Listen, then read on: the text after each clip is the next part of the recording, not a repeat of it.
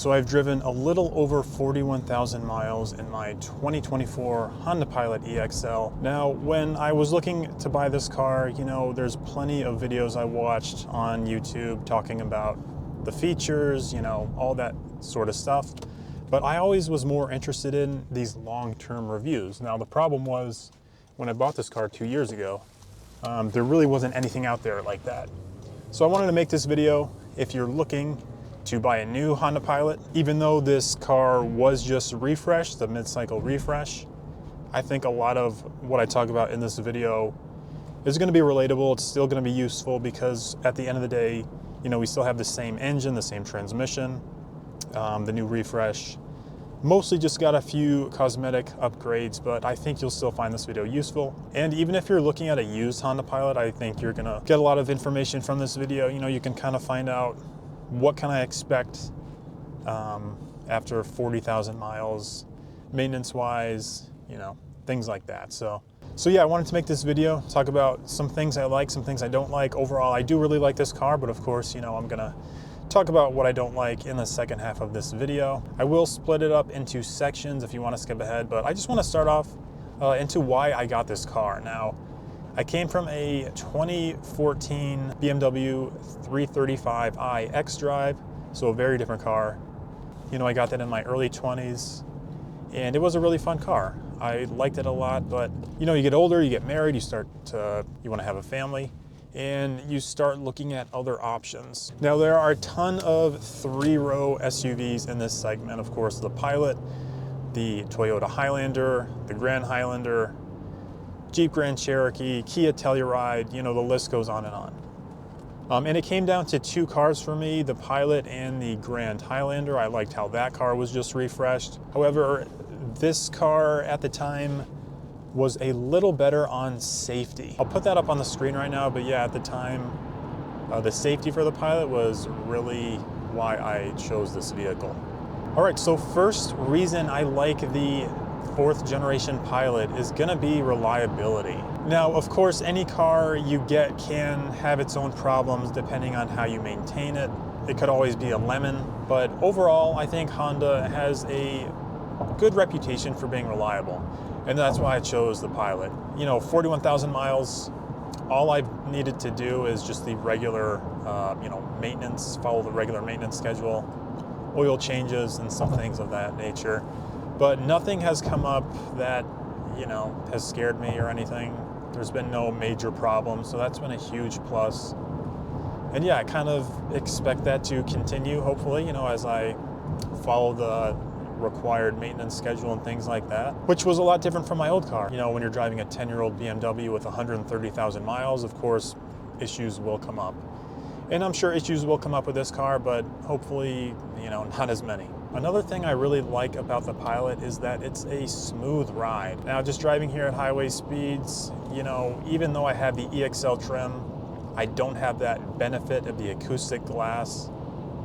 It's still very, you know, comfortable in here. It's not too loud, and it's just smooth. Going over potholes here in the Northeast is a very common occurrence, and the Pilot really handles those very well. I mean, slight bumps here and there, but nothing jerky, nothing that's, you know, if you have a baby sleeping in the back seat, you're not gonna go over a bump and, you know, wake the baby, things like that. It's just a very smooth, comfortable ride. The car turns very well.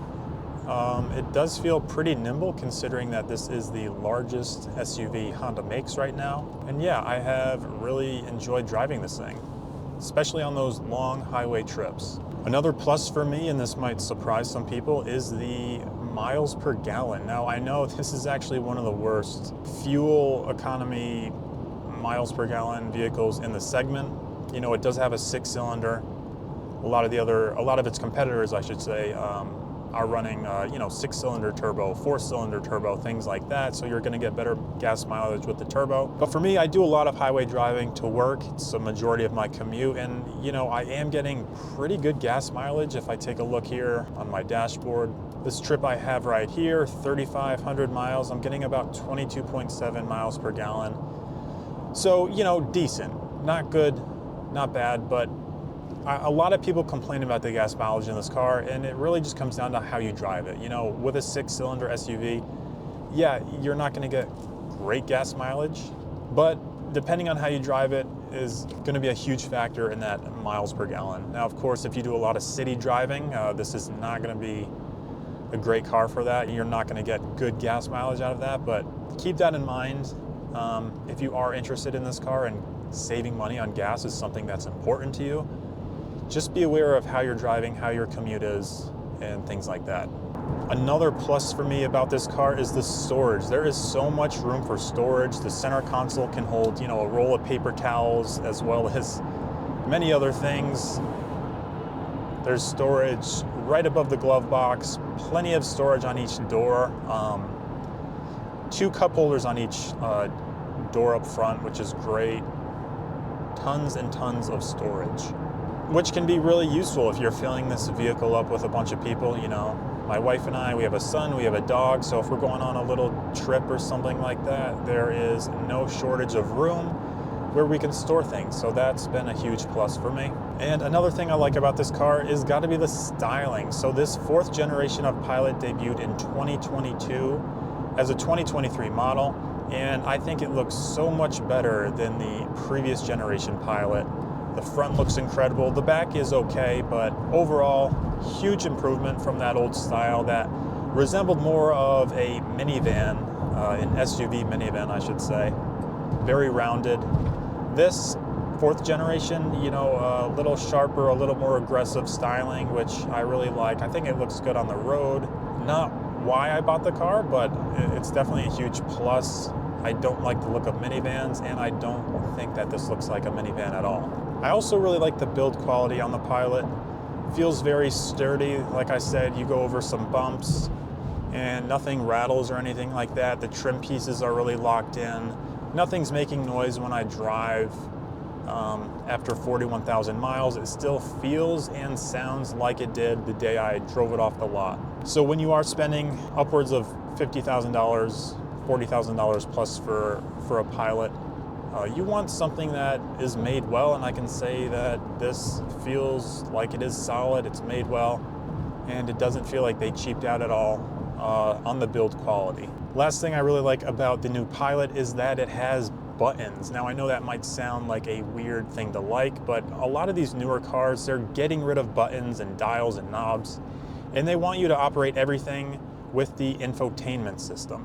Now, I don't know about you, but I don't want to go through the infotainment system and go through some kind of sequence just to adjust the temperature. I think that's really annoying. Maybe if you're really into tech, that's something you might like to do. But for me, I like those classic knobs, you know. If I want to turn my heat up or down, I want to just turn a knob or the volume or something like that. I do think there's such thing as too much tech, and if I want to adjust the volume or the temperature, what have you, I want to do that on a knob. I want to look at the road and I just want to do that. I don't want to go through some sequence on the infotainment system to do that. So those are some things I like about the new Pilot. Let's talk about what I don't really care for. And the number one thing is gotta be the safety technology. Now on the front end of the Honda and other models, there is the Honda badge, of course, and that's actually a piece of technology. It's a safety sensor. So, you know, if you're not paying attention, if there's a car in front of you, it will alert you on the dashboard and tell you to brake, automatically brake for you. But I find it to be very problematic. For one, I live in a climate where there is snow, and even if there's a light amount of snow, that thing gets covered up a little and the safety sensor system just does not work. But even in some rainy conditions, I've gotten that trouble notification on my screen here that the Honda safety system is not working. And another thing too with the lane assist. If you steer off into another lane, there will be a warning that comes up, you know, saying lane assist feature or out of lane, whatever. It doesn't factor in real world conditions where you really may need to steer out of the way. So if I'm driving on the road and there's a mail truck, something like that, and I do need to steer out of the way, the steering wheel will vibrate a little and it'll try to keep me in my lane. And I do find that kind of annoying. I'm sure there's data out there that proves statistically how it prevents more accidents, but you know, it is a minor annoyance. Another thing I don't like about this Pilot is the infotainment system. Now, it is very dated, and when it comes to technology, that can be a problem. So I do use Apple Play, and sometimes it just won't connect. There's also other random things, like if I'm listening to music and someone calls me, I pick up the call, and then I end the call. Sometimes that music won't keep playing. It's just these really weird things that happen.